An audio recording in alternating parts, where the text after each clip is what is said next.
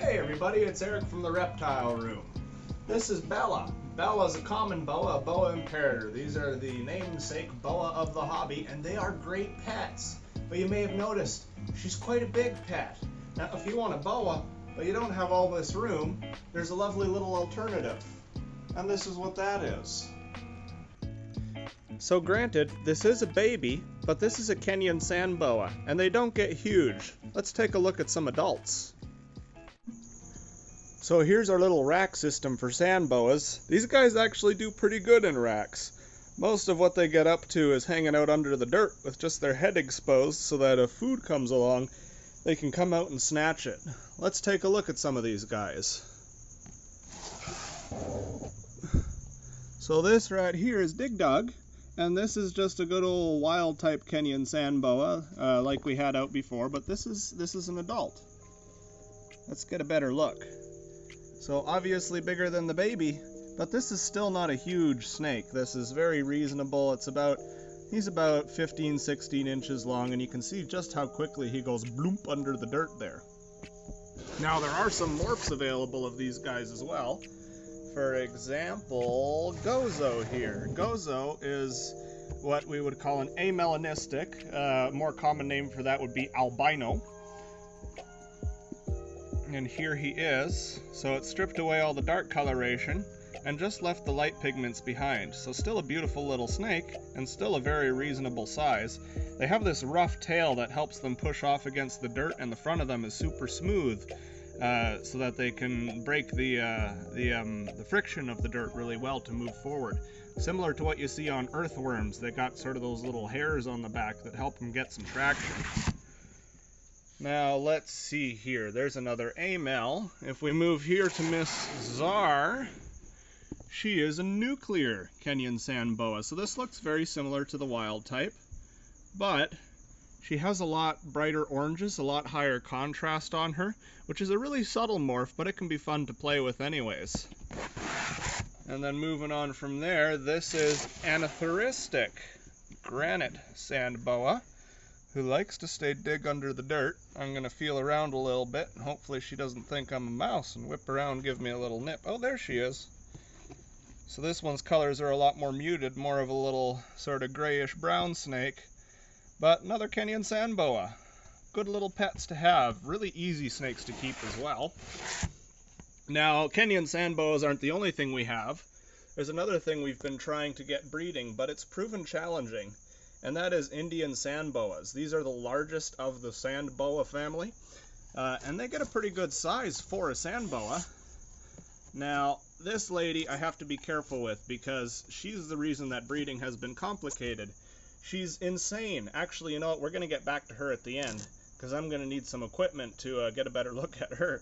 But we'll take a look at the boy, who's a lot more relaxed, so we can talk about some of the adaptations that these guys have.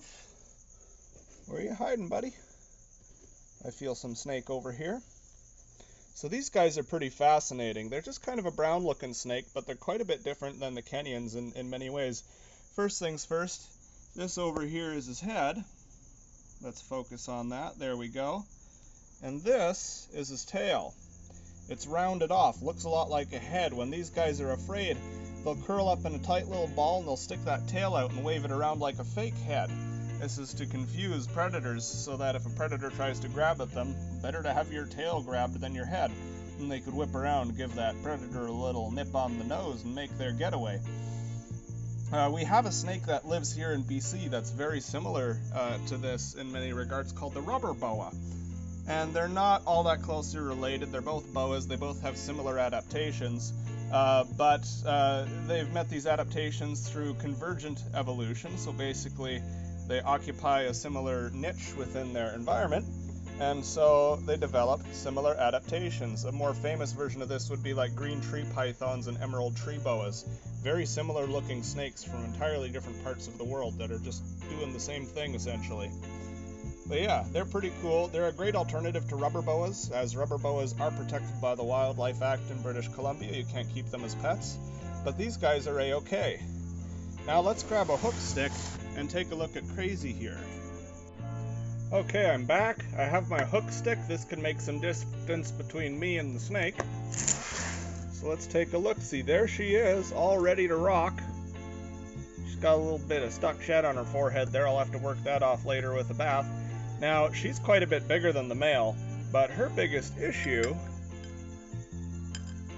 Oh, she's actually pretty calm today. That's good.